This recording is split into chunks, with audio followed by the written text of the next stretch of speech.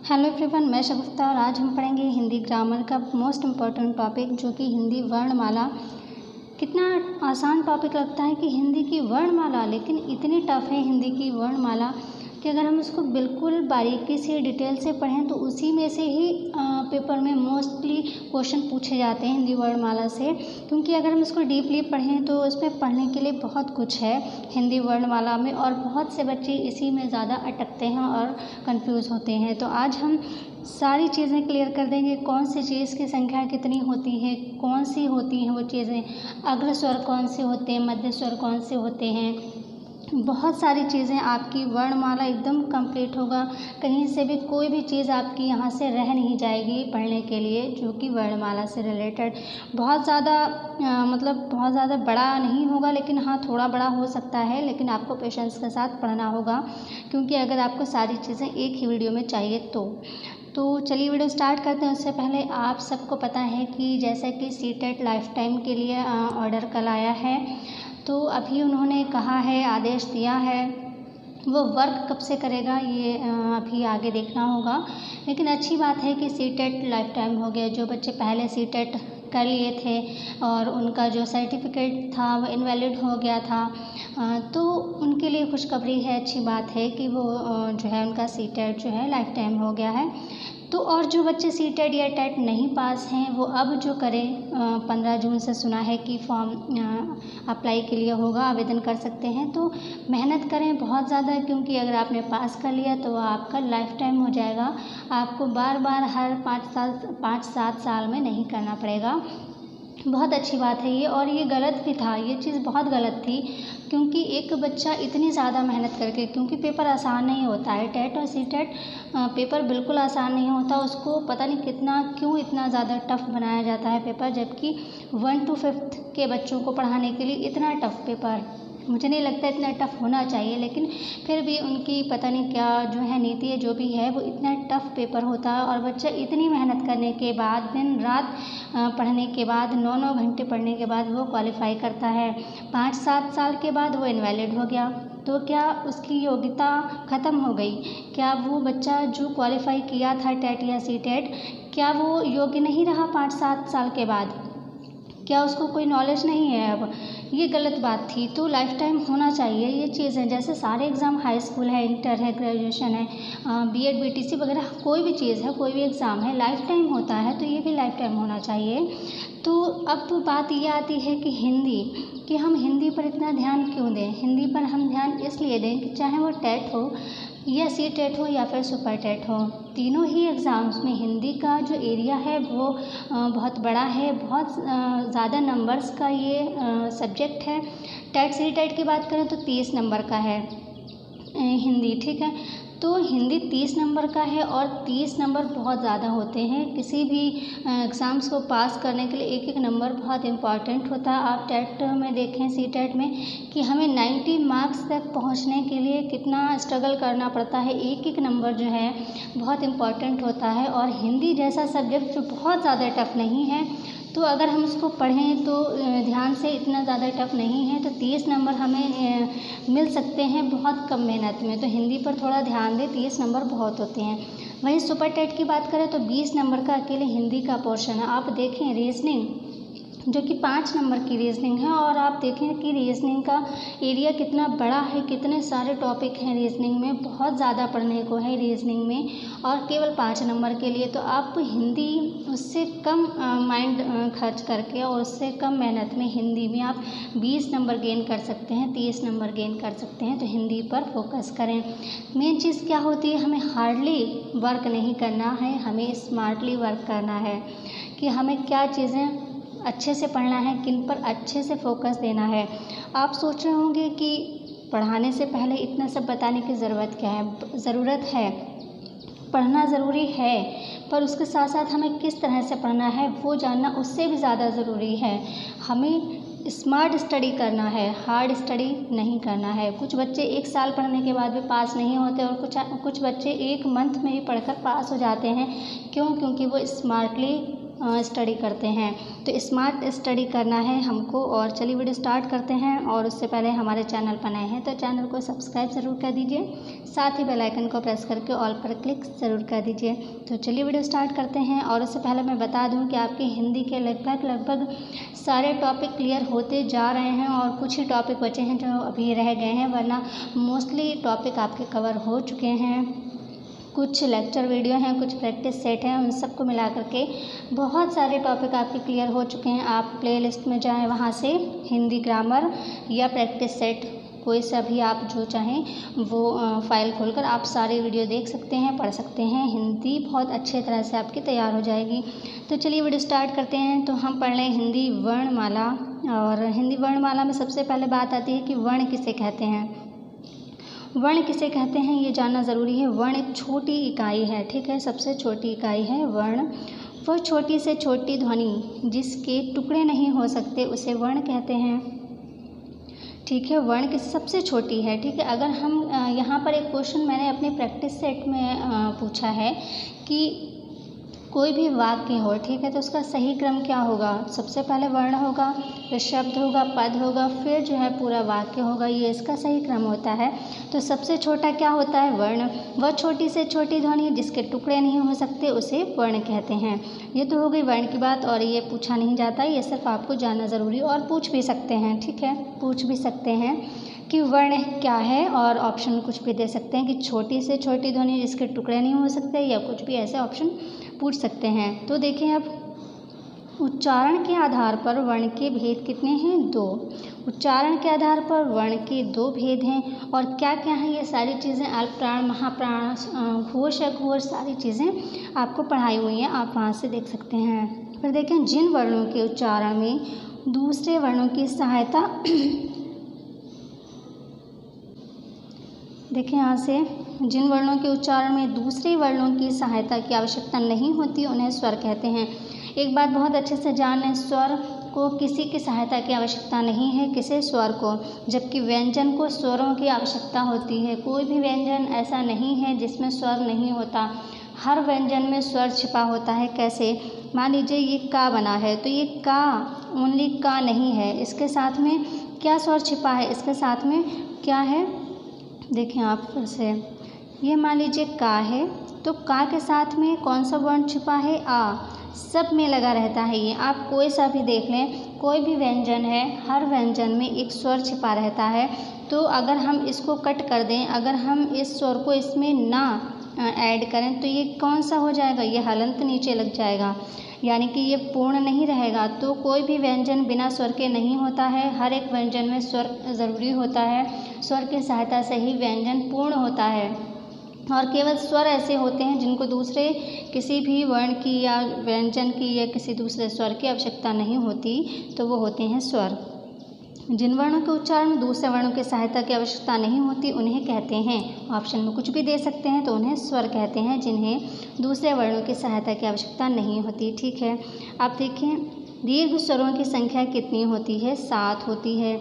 ये संख्याएं बहुत इंपॉर्टेंट है, इनको ध्यान रखें क्योंकि एग्ज़ाम्स में संख्याएं ही पूछी जाती हैं मोस्टली, ठीक है। तो दीर्घ स्वर कितने होते हैं, 7 होते हैं। कौन कौन से होते हैं दीर्घ स्वर, देखें यहाँ पर दिया हुआ है आपके, कि यहाँ पर आपकी संख्या भी दे दी है और यहाँ पर बता भी दिया गया है कि कौन कौन से होते हैं 7 स्वर। देखें आ होता है दीर्घ, मतलब दीर्घ जिसमें आवाज़ डबल निकल रही हो, 2 मात्राओं की आवाज़ निकल रही हो और थोड़ा खींच कर दीर्घ आवाज़ निकल रही हो, वो होते हैं दीर्घ स्वर। कितने होते हैं, 7 होते हैं। आप देख लें यहाँ पे काउंट कर सकते हैं, 7 हैं। आ है, ई है, ऊ है, ए है और ओ और औ। आप काउंट करें, ये 7 हैं, 1 2 3 4 5 6 7, ठीक है। तो ये 7 हो गए, ये हैं दीर्घ स्वर। आप देख लें यहाँ पर दीर्घ स्वर की संख्या 7 होती है। कौन कौन से हैं, ये सभी आप देख सकते हैं, आ, ई, ऊ, ए, ओ, औ। मतलब जिनको हम बोलते हैं तो थोड़ा सा हमें खींच कर बोलना पड़ता है, वो होते हैं दीर्घ स्वर। नेक्स्ट देखें यहाँ से, किसी स्वर के उच्चारण में लगने वाले समय को कहते हैं मात्रा। किसी स्वर के उच्चारण में लगने वाले समय को कहते हैं मात्रा। जैसे कि मैंने आपको यहाँ पर अभी क्या बताया था, दीर्घ स्वर किसे कहते हैं, जिनको डबल मात्राओं का समय लगे उन्हें दीर्घ स्वर कहते हैं। जैसे हम आ बोले तो आ बोला, ठीक है। अगर हम बड़ा वाला आ बोलें जिससे आम होता है, आ से आम, अगर हम वो बोले तो 2 मात्राओं का समय लगा, क्योंकि एक तो आ है छोटा आ, और जब हम उसको थोड़ा खींचेंगे यानी डबल उसमें एक आ की मात्रा आगे लगी होती है, आपने देखा है। बड़ा आम देखें आप, ये है क्या है आ, और जिसमें एक और आ की मात्रा लग गई तभी तो ये बड़ा आ बना, यानी जिसमें डबल हो, ये है एक चीज़ है। तो जिसमें डबल मात्राएं लगती हैं वो दीर्घ हो जाता है। तो मतलब क्या है, यहाँ पर किसी स्वर में उच्चारण में लगने वाले समय को कहते हैं मात्रा, ठीक है। बिल्कुल सिंपल है। बस क्या होता है, अगर हमने कभी नहीं पढ़ा है तो एग्ज़ाम्स में अटक जाता है बच्चा, लेकिन अगर कभी भी पढ़ा है तो ये चीज़ें सिंपल लगती हैं। तो अगर आपने एक बार भी ध्यान से पढ़ा है तो आपके लिए काफ़ी है। नेक्स्ट देखें, हिंदी वर्णमाला में स्वरों की संख्या कितनी है? 11, ठीक है। ध्यान दें कि हिंदी वर्णमाला में स्वरों की संख्या 11 है। अनुस्वार और विसर्ग को काउंट नहीं किया जाता है, छोटा आ से लेकर कहाँ तक, ओ औ तक, फिर ठीक है अंगाह जो है वो काउंट नहीं होता है। तो हिंदी वर्णमाला में स्वरों की संख्या कितनी हो गई? 11 हो गई। फिर हिंदी में मूलतः वर्णों की संख्या कितनी है? 52। मूलतः वर्णों की संख्या कितनी है? 52।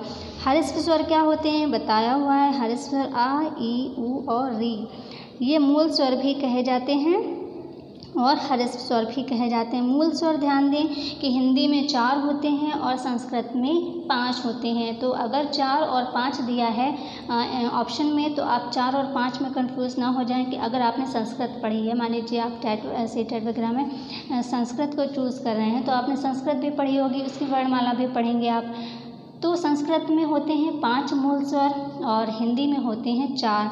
तो हिंदी में देखें आप, यहाँ पर हर्ष स्वर कितने हैं? 4, और यही मूल स्वर भी होते हैं आ, ई, उ और री, मतलब जिनमें सिंगल मात्रा है, ठीक है, यानी कम वक्त लगता है, कम टाइम लगता है बोलने में। ये होते हैं 4 जो कि हिंदी में होते हैं। दीर्घ स्वर जैसे कि अभी आपने बताया, ऊपर देखा आपने, 7 होते हैं और ये हैं 7 आपके दीर्घ स्वर, ये पहले ही पढ़ चुके हैं आप। मूल स्वर कितने होते हैं? 4। ये ध्यान रखें कि हिंदी में 4 होते हैं, आ, ई, उ और री, लेकिन संस्कृत में एक बढ़ जाता है, ये चारों होते हैं संस्कृत में, और इसके अलावा एक बढ़ जाता है, क्या बढ़ जाता है? री बढ़ जाता है, ये, ठीक है, इस तरह से होता है, ऐसे, ठीक है, ये होता है संस्कृत में। तो इसे मिलाकर 5 हो जाते हैं, ये चारों भी रहते हैं और इसको मिला करके 5 हो जाते हैं संस्कृत में। और हिंदी में कितने हैं? 4 हैं। कौन कौन से हैं? आ, ई, उ और री, ठीक है, ये 4 हो गए। आगत स्वर कौन सा है? आ। आगत स्वर एक ही है, इसको ध्यान दें, स्वर की बात हो रही है यहाँ पर, व्यंजन नहीं, ये भी ध्यान रखना है। आगत स्वर कौन सा है? आ, ठीक है, ये आगत स्वर है आ। फिर देखें अग्र स्वर, पिछले जो प्रैक्टिस सेट के वीडियो में मैंने अग्र स्वर, मध्य स्वर, पश्च स्वर बताए थे, ठीक है, लेकिन यहाँ पर आप सब चीज़ें एक साथ पढ़ेंगे तो आपकी जो है ठीक से आपको याद रहेगा। तो अग्र स्वर होते हैं ई, दोनों ई, ठीक है, और ए और ए, दोनों ई और ए और ए, ये जो होते हैं 4, ये होते हैं अग्र स्वर, यानी जो हमारी ये टंग होती है इसके यहाँ से जो है निकलते हैं ये चारों वर्ण, ठीक है, और ये चारों स्वर हैं, ठीक है। तो ई दोनों और ये 4 हो गए क्या है? अग्र स्वर। और इसकी संख्या भी आप याद रखें, क्योंकि संख्या भी पूछ सकते हैं कि अग्र स्वर की संख्या कितनी है, तो 4 है, ठीक है। कौन कौन सी है? अगर ऑप्शन में दिए हैं इनमें से अग्र स्वर है और कोई भी दिए हुए हैं तो आप इन चारों को याद रखें कि इनमें से कोई भी आ सकता है। फिर देखें मध्य स्वर एक ही होता है, कौन सा? अनार वाला आ। अनार वाला आ होता है, मध्य स्वर एक ही होता है, इसकी संख्या एक ही है, ये ध्यान रखें। फिर देखें पश्च स्वर, पश्च स्वर होते हैं, देखें आप, आ, उ, मतलब दोनों उ, ओ, और ये होता है ओ, ठीक है, ये होते हैं पश्च स्वर। तो पश्च स्वर को ध्यान रखें, यानी जिनको खींचने में हमें डबल मात्रा का समय लगता है वो होते हैं पश्च स्वर, लेकिन इसमें ई और ई नहीं आती, ये भी ध्यान रखना है, क्योंकि दीर्घ में ईख वाली ई भी आती है, लेकिन यहाँ पर दीर्घ वाले नहीं आपको काउंट करने हैं, क्योंकि ई नहीं इसमें काउंट है, इसमें बड़ा आ, उ दोनों, ठीक है, ओ और आ, ये हैं पश्च स्वर, यानी ये जो हमारी टंग होती है तो यहाँ से निकलते हैं ये, और मध्य स्वर यहाँ से, अग्र स्वर यहाँ से, ठीक है। तो देखें ये हो गया पश्च स्वर। फिर देखें संवृत स्वर, ये होते हैं बड़ी वाली ई और ऊ, ये होते हैं संवृत स्वर। कितने होते हैं? 2 होते हैं, ये भी आप ध्यान रखें।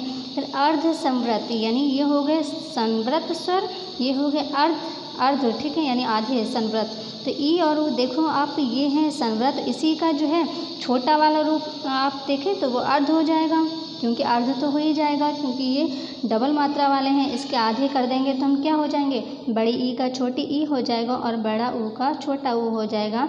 तो ये इसके अर्ध हो जाएंगे। थोड़ा सा माइंड लगा लें तो ठीक है। तो संवृत स्वर हो गए ई और ऊ, और अर्ध संवृत है ई और ऊ, ठीक है। फिर देखें विव्रत। विव्रत जो है विव्रत स्वर, ठीक है, आ ए ओ, ये 3 होते हैं विव्रत स्वर। यहाँ पर स्वर लिखना है, ठीक है। विव्रत स्वर होते हैं आ ए ओ, ये 3 होते हैं विव्रत स्वर। इसको ध्यान रखना है कौन कौन से आ है, ए है और ओ है, ये विव्रत स्वर होते हैं। आपका सारी चीज़ें क्लियर हो जाएंगी, इतनी आप पढ़ेंगे तो कई सारे वीडियो में पढ़ेंगे। यहाँ पर एक साथ आपको इतनी चीज़ें बताई जा रही हैं। फिर देखें अर्धविव्रत, ए हो गया, आ हो गया, और ओ हो गया और आ हो गया, ये हैं अर्धविव्रत। ये विव्रत हैं, कितने हैं? 3 हैं। अर्धविव्रत कितने हैं? 1 2 3 4, 4 हैं, ठीक है। अर्धविव्रत कितने हैं? 4 हैं। तो आगे चलते हैं। स्पेशल व्यंजनों की स्पर्श व्यंजनों की संख्या कितनी है? सॉरी, स्पर्श व्यंजनों की संख्या कितनी है? यहाँ पर 27 दिया है, गलत है, यहाँ पर 25 होना चाहिए, ठीक है।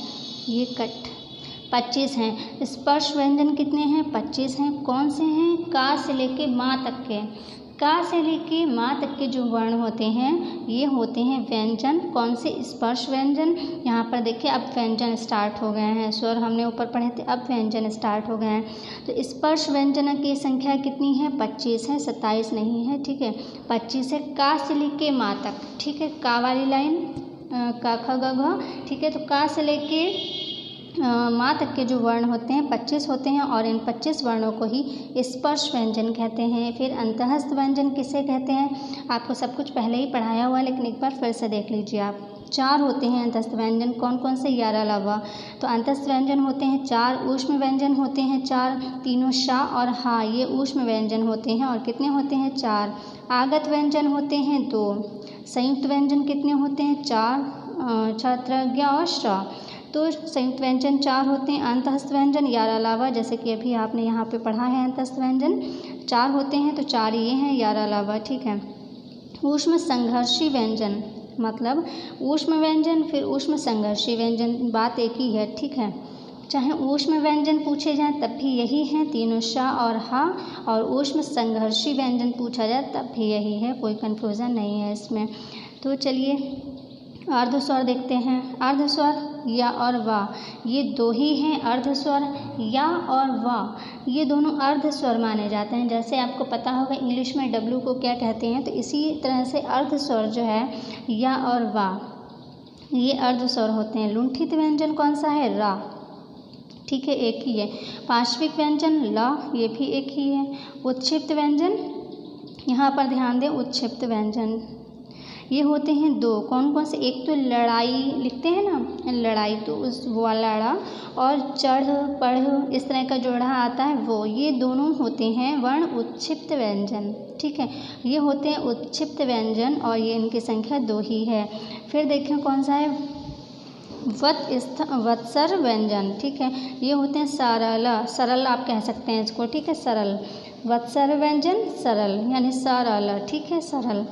इसको याद थोड़ा सा करना पड़ेगा, ध्यान रखना पड़ेगा, बट आपका एग्ज़ाम्स में कोई क्वेश्चन गलत नहीं होगा अगर आपने थोड़ा सा भी ध्यान देकर पढ़ लिया। दंतोष्ठ व्यंजन कौन सा होता है? व।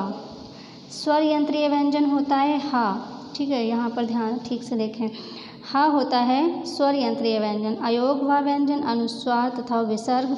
अघोष व्यंजन, यहाँ पर अघोष सघोष आपको वैसे पढ़ा चुकी हूँ मैं, फिर यहाँ पर देख सकते हैं आप फिर से। अयोगवा अनुस्वार होता है, यानी अंग की बिंदी, और विसर्ग यानी आह की बिंदी। जो अंग और आह होता है, तो अंग होता है अनुस्वार, और आह जो होता है वो होता है विसर्ग। अघोष व्यंजन प्रत्येक वर्ग के प्रथम और द्वितीय वर्ण तथा ये होता है फा शा, और मतलब तीनों शा, ये होते हैं अघोष, ठीक है।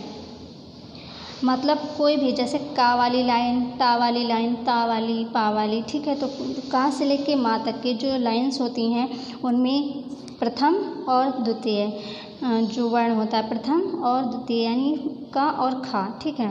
तथा तीनों शा ये होते हैं अघोष और सघोष। देखें प्रत्येक वर्ग के तृतीय, चतुर्थ तथा पंचम वर्ण, ठीक है।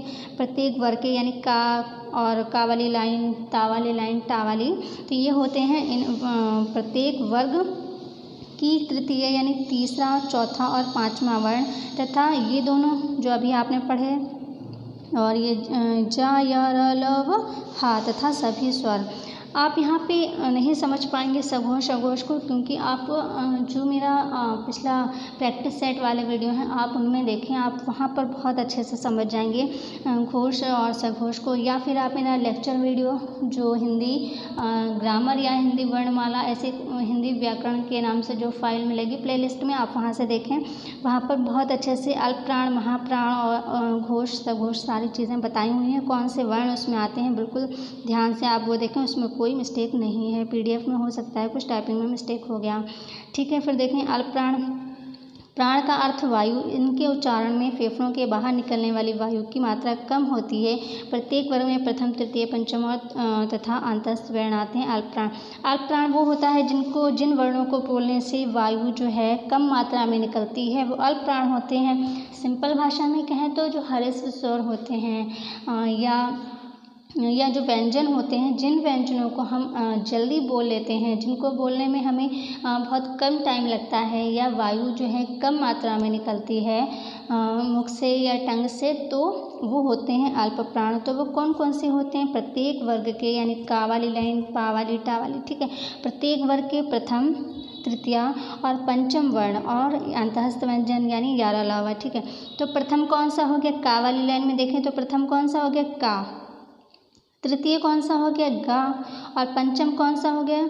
ये होता है ना पंचम, तो ये हो गया पंचम, ठीक है। तो ये तीन हो गए। अब अंतःस्थ व्यंजन मतलब यारा लावा, तो यारा लावा और प्रथम, तृतीय और पंचम वर्ण जो होता है ये अल्प प्राण में आता है, यानी इनको बोलने में मात्रा वायु की मात्रा कम होती है, ठीक है। फिर देखें महाप्राण, महाप्राण देखें इनको बोलने में वायु की मात्रा अधिक निकलती है। इनके उच्चारण में फेफड़ों से बाहर निकलने वाली वायु की मात्रा अपेक्षाकृत अधिक होती है। प्रत्येक वर्ग के द्वितीय और चतुर्थ जो होता है यानी दूसरा और चौथा वर्ण तथा तीनों शा और हा जो है यानी ऊष्म व्यंजन जो होते हैं ये आते हैं महाप्राण में, ठीक है। जैसे का वाली लाइन को हम देखें अगर, तो खरगोश वाला जो खा होता है वो और जो घर वाला घाव होता है, तो ये दो जो है यानी सेकंड वाला और फोर्थ वाला, ये जो दो वर्ण होते हैं ये महाप्राण में आते हैं प्रत्येक वर्ग के, ठीक है। का से लेके मा तक के प्रत्येक वर्ग के दूसरा और चौथा वर्ण जो होता है ये महाप्राण होता है। और ऊष्म व्यंजन जो होते हैं तीनों शा और हा, ये जो ऊष्म व्यंजन होते हैं ये आते हैं महाप्राण में। और अल्पप्राण में क्या आते हैं? अंतःस्थ व्यंजन आते हैं, जैसे यारा लावा, ये आते हैं अल्पप्राण में। तो अल्पप्राण, महाप्राण, घोष, अघोष आप उसमें पढ़ें, उसमें डिटेल से बताया हुआ है सारी चीज़ें, ठीक है। फिर देखिए आप का वर्ग, यहाँ पर चलिए बता देती हूँ, ये है का वर्ग। जैसे जो अभी बताया था महाप्राण में सेकंड और फोर्थ वाला, यानी ये हो गया सेकंड वाला और ये हो गया फोर्थ वाला। तो ये घा है, इसमें देखें सेकंड वाला झा है और ये झा है, ठीक है। तो ये है क्या? ये है महाप्राण, ठीक है। इसी तरह से अल्पप्राण और महाप्राण होते हैं। फिर देखें कौन सा उच्चारण कहाँ से होता है, किस वर्ग का उच्चारण कहाँ से होता है? तो का वर्ग कंठ से, चा वर्ग तालु से, टा वर्ग जो है मूर्धा से, ता वर्ग दंत से और पा वर्ग ओष्ठ से, ठीक है। तो ये तो सीरियल से होते हैं, सभी को पता है। वर्णमाला पढ़िए, ये सीरियल से होते हैं, क ख ग घ व च छ ज झ य, ठीक है। तो ये तो बिल्कुल सीरियल से हैं, आप इनको याद कर लें, ठीक है। कंठ, उसके बाद तालु, मूर्धा, दंत और ओष्ठ। क ट त म द ओ, ये आप इसके पहला वाला वर्ण याद कर लें तो आपको याद रहेगा कि सीरियल, इसका सीरियल तो आपको पता ही है, इसका सीरियल भी याद कर लेंगे तो आपको उच्चारण में पता चल जाएगा कौन सा उच्चारण कहाँ से निकलता है। और ऐसा नहीं है कि बस इतना ही है, ठीक है, इतने नहीं है, उच्चारण और भी हैं, जैसे दंत ओष्ठ यानी दांत और ओष्ठ से मिला करके कौन सा वर्ण निकलता है, या बहुत से ऐसे होते हैं, तालव्य होता है, तालव्य से कौन से निकलते हैं, तो तालु मतलब तालव्य, तो चा छा जा झा या। इसके अलावा जो स्वर होते हैं हमारे, यहाँ पर तो व्यंजन की बात हो रही है, स्वर जो होते हैं वो भी तो इन्हीं से निकलते हैं, यानी इतने ही चीज़ों से स्वर भी निकलते हैं। तो इनमें स्वर कहाँ कहाँ से आते हैं वो सब आप देख सकते हैं। मैं लिंक जो है कमेंट बॉक्स में दे दूँगी, आप कमेंट खोलेंगे कमेंट बॉक्स, उसमें जो पहला कमेंट होगा वहाँ पर आपको लिंक मिल जाएंगी उनकी, ताकि आप चीज़ों को अच्छे से समझ पाएँ, क्योंकि वहाँ पर मैंने डिटेल से सारी चीज़ें पढ़ाई हुई हैं। यहाँ पर डिटेल से इसलिए नहीं पढ़ा रही, यहाँ पर आपको सारी चीज़ों की जानकारी देना है, मतलब उनकी संख्याएँ किस चीज़ को क्या कहते हैं, पूरी जो वर्णमाला में क्या क्या चीज़ें आती हैं वो बताना है आपको, ताकि एक ही जगह आपकी सारी चीज़ें क्लियर हो जाएं। तो देखें आप फिर संयुक्त व्यंजन 4 होते हैं, जैसे कि सबसे पहले ऊपर पढ़ा था, संयुक्त व्यंजन 4 होते हैं। कौन कौन से? ये होता है छात्राज्ञा और ये श्री वाला श्रा, तो 4 होते हैं संयुक्त व्यंजन। द्विगुण व्यंजन होते हैं ये, जैसे कि अभी हमने ऊपर पढ़ा था उत्क्षिप्त व्यंजन, तो द्विगुण व्यंजन, इसमें 2 गुण वाले व्यंजन होते हैं। ये कौन से होते हैं? लड़ाई, वही वाला लड़ाई वाला ड़ा और चढ़ पढ़ वाला ढ़ा, ठीक है, तो ये होते हैं द्विगुण व्यंजन। फिर देखें विराम चिन्हों के भेद, विराम चिन्ह भी इम्पॉर्टेंट है, यहाँ से भी कई बार पूछा जाता है कि विराम चिन्ह, तो श्री कामता प्रसाद गुरु ने विराम चिन्ह 20 बताए हैं। श्री कामता प्रसाद ने, किसने बताए हैं? श्री कामता प्रसाद गुरु ने विराम चिन्ह कितने बताए हैं? 20 बताए हैं। अल्प विराम ऐसा होता है, ये आपने देखा ही होगा, जिसको कॉमा बोलते हैं, ये होता है अल्प विराम। अर्ध विराम, ठीक है, पूर्ण विराम तो सबको ही पता है, पूर्ण विराम। प्रश्न चिन्ह भी सभी को पता, आश्चर्य चिन्ह भी लगभग मोस्टली सबको ही पता है। निर्देशक चिन्ह भी ये होता है, इसको योजक चिन्ह भी कह सकते हैं, ठीक है। निर्देशक चिन्ह ये होता है। कोष्ठक ये होते हैं, 3 कोष्ठक होते हैं, सभी को पता है। अवतरण या उद्धरण चिन्ह ये होता है, किसी भी कोई कोटेशन, कोई स्टेटमेंट लिखा होता है, कोई स्टेटमेंट या कुछ भी लिखा होता है तो इस तरह के लगे रहते हैं, ये इस तरह के। तो अवतरण या उद्धरण चिन्ह ये होता है। उपविराम या अपूर्ण विराम ये होता है। विवरण चिन्ह ये होता है। पुनरुक्ति सूचक चिन्ह ये होता है। और लाघव चिन्ह होता है, ये बहुत कम जगह यूज़ होता है, पर ये चिन्ह में आता है। लाघव चिन्ह 0 बना होता है, ठीक है।